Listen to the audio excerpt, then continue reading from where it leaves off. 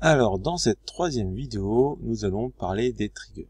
Les triggers, comme tout à l'heure, on va rester sur la même problématique, c'est-à-dire la gestion des quantités en stock et des commandes automatiques. Alors, la différence entre une fonction, une procédure et un trigger, c'est que le trigger, lui, il va se lancer automatiquement lorsqu'on va utiliser la base de données. Donc, dans notre cas ici, je vais lancer la commande automatiquement lors de la mise à jour du stock si nécessaire.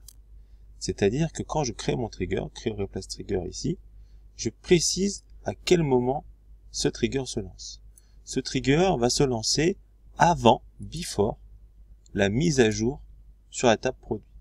C'est-à-dire que si je lance une requête update sur la table PL produit, avant que l'update soit réalisé, mon trigger va se lancer. Ici, j'ai un for each row. For each row, ça veut dire que le trigger, si jamais la requête update met à jour plusieurs lignes, le trigger va s'exécuter pour chaque ligne. Donc si la mise à jour touche 2 produits, je vais exécuter mon trigger pour chacun des produits. Si je mets pas le for each row, c'est un trigger par ordre et le trigger va s'exécuter une seule fois, quel que soit le nombre de produits mis à jour. Alors ici, qu'est-ce qui change? Pas grand chose, si ce n'est que, attention, je vous rappelle que ce trigger-là va se lancer lorsqu'une requête update va être lancée dans le SGBD.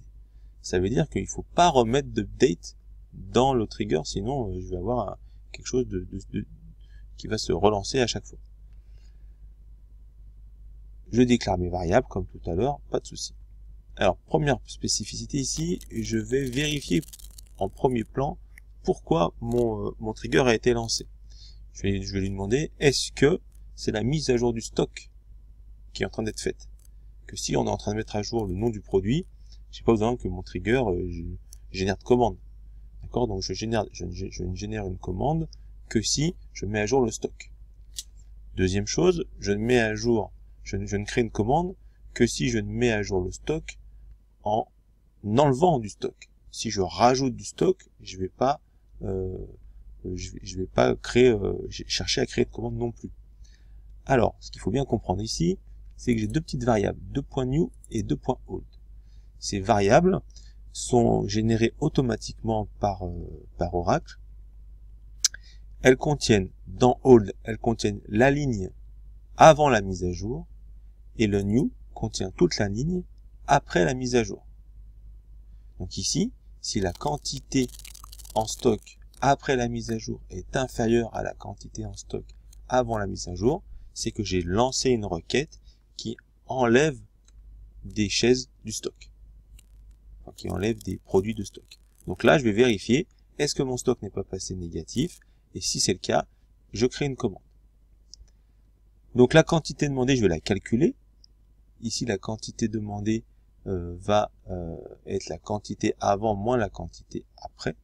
D'accord? Je rappelle que l'affectation, c'est 2 points égales. 2 points égales. Donc 2 points égales 2 points old, parce que le nom de la variable, c'est 2 points old. Donc là, j'ai la quantité demandée. Le nom du produit, je le récupère ici dans old ou dans new, vu qu'il n'a pas été changé, peu importe. La référence du produit, je la récupère dans old, et la quantité en stock, je la récupère dans old. Attention, je ne peux plus faire cette requête-là. En effet, vu que je suis en train de modifier la table produit, je ne peux plus accéder à la table produit parce qu'elle est en mutation. C'est le principe un peu des transactions, où tant que la table est en cours de modification, on ne peut plus y accéder. D'accord? Donc je ne peux plus faire ça, il faut que j'utilise bien les variables 2.new et 2.old. Une fois que j'ai fait ça, il n'y a rien d'autre qui change. La gestion classique de mon bloc 2 de tout à l'heure. Une seule chose change, si jamais le stock restant est inférieur à 0, il faut bien que je pense à dire, attention, ne pas mettre un stock négatif, parce que quand j'ai fait la mise à jour, s'il me restait 10 en stock et que j'en enlève 30, le new.quantité stock, il est à moins 20. Donc pour le remettre à 0, je dis bien ici 2.new.quantité stock, 2 points égale 0, ce qui m'évitera d'avoir des stocks négatifs. et après le reste fonctionne comme tout à l'heure. Donc si j'exécute ici ma procédure pour remettre à 0, j'ai bien ici mon stock de 50, je vais créer une requête ici, SQL classique, où je fais update PL produit, où j'enlève 40 de stock. Pas de problème, la mise à jour a été faite, mon stock est passé à 10. Je relance ma commande ici, pas de problème, la mise à jour a été faite, mon produit, mon stock est passé à 0, d'accord, et non pas à moins 30, et par contre, j'ai une commande ici qui a été créée pour les 30 manquants. Donc là, j'ai pas besoin d'appeler mon trigger c'est appelé tout seul. Et si je renlève encore une fois 40, je vais de nouveau avoir ma commande qui aura été augmentée de 40.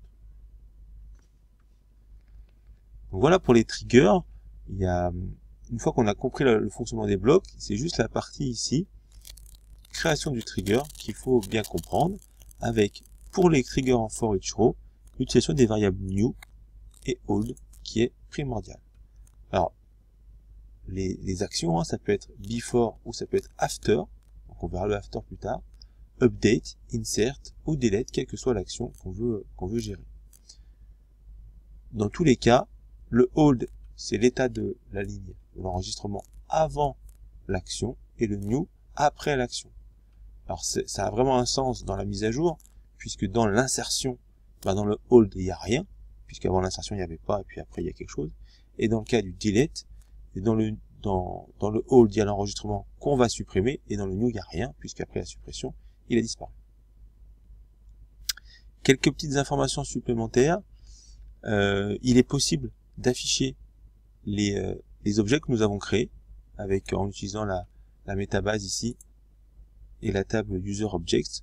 Donc là, on peut voir que j'ai créé une procédure 1, une procédure 2, un trigger 1 et une fonction fun1 qui correspondent ici au type. Donc on pourrait rajouter, ça pourrait être bien, le object type.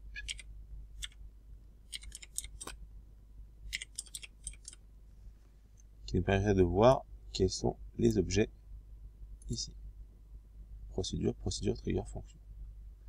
On peut aussi donner des droits sur ces différents objets.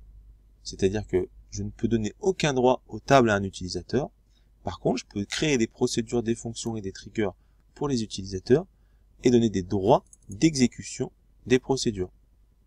Donc à partir de ce moment-là, à public, vous pouvez appeler ma procédure PLPro2 qui pourra faire des actions sur des tables sur lesquelles vous n'avez pas les droits.